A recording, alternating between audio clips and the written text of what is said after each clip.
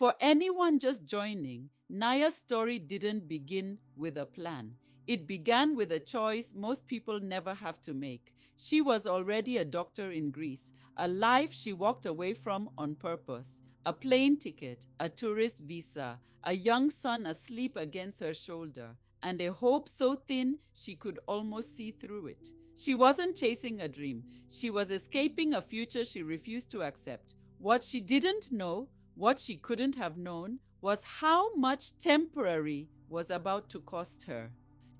When they landed, Naya didn't have a plan waiting for her. She had a phone number. Her mother had passed it along before they left Greece. A relative, someone who the family could rely on, someone who might take them in until she found her footing. For 2 weeks, it worked. A roof, a bed, no questions asked. Then the 2 weeks ended, the way borrowed time always does. No one said it unkindly, but the bills didn't stop because she was a guest. So she listened around and found the only kind of work available to a woman with no papers and a child of her own to raise. She began looking after the neighbors' children, other people's mornings, other people's homework, other people's tantrums, all while Enzo drifted between joining the older children and retreating to the quiet corner, close enough to see, never far enough to forget.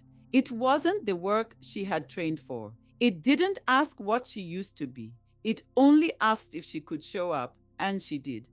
Working with children had its perks. It helped her learn the language. One word, one shift, one mistake at a time. It helped cover the bills. And whatever remained, even a few dollars some weeks, she saved.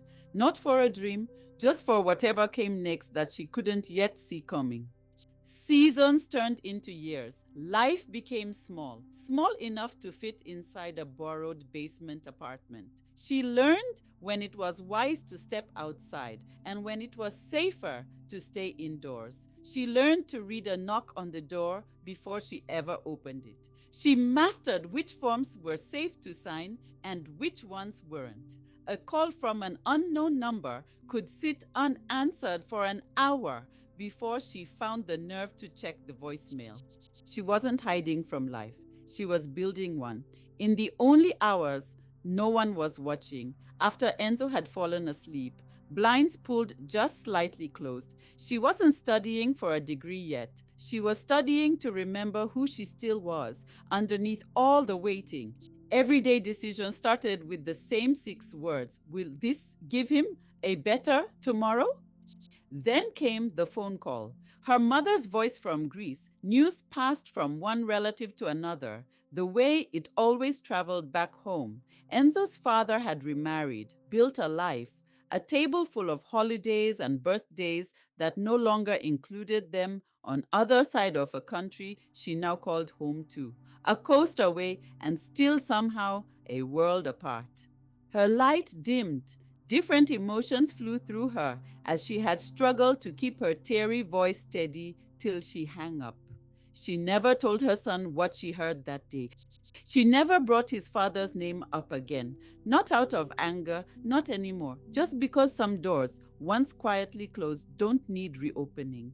On the rare occasions when Enzo asked, he accepted the gentle truth she offered, that his father was a good man who had gone to build a better future for his family and hoped one day their paths might cross again. It was the version she could live with and, to her luck, good enough for him. She kept moving forward, applying relentlessly in both the US and Canada. A green card for her, a green card for her son. There was no one coming to make things easier. There never really had been. A legal path finally opened, the green card she had been yearning for, and with it, a chance she'd long stopped expecting to see. She didn't take the easy road out of the life she'd built. She chose to begin her career again. She walked into classrooms filled with students young enough to be her siblings, and sat for exams she had already passed once, in her native language, in another country, in another version of herself. She returned to long nights people assumed she'd left behind for good, including herself on occasion. Yet there's no music playing when you re-enroll in your own life.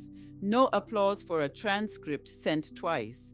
No celebration for starting over quietly. Sometimes the opposite. Side glances, whispered judgments, the kind of noise you learn to walk past. Courage doesn't always look like a leap. Often it's the act of showing up again, steady, unglamorous, and entirely hers. Years pass the way they do when you're too busy surviving to notice. One lecture into another, one exam into another, one fellowship into another.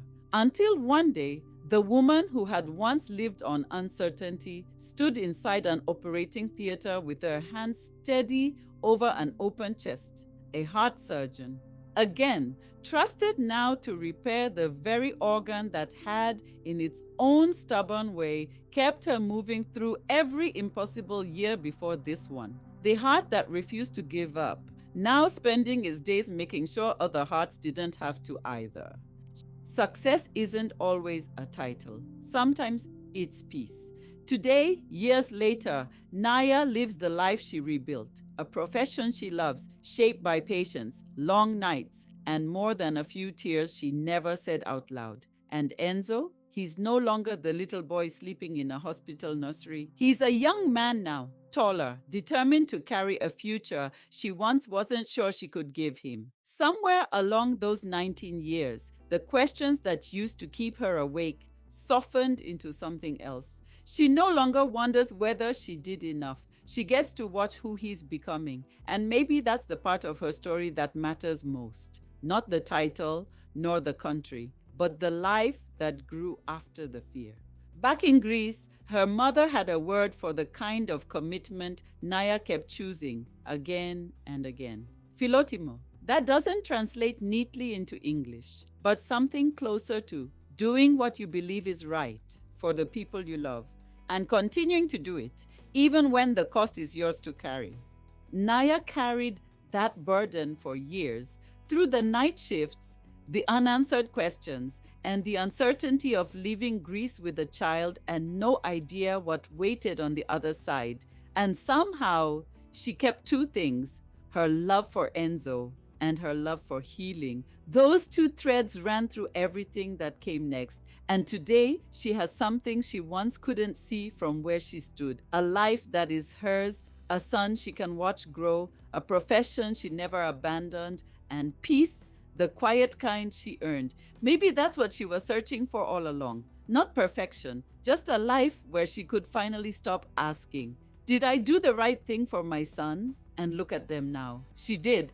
But Naya's story is only one way a life can change direction. For someone else, it wasn't a mother and a child leaving Greece. It began with a promise, made once, somewhere in Namibia, with no idea how many borders that promise would cross or whether it would survive the journey. A young man who thought he was going abroad to study was about to learn something very different. That story belongs to Jalen. Thank you for being here. If this spoke to you, start with one question, just one, and comment how. Then share this with someone in your community. That's how we build together.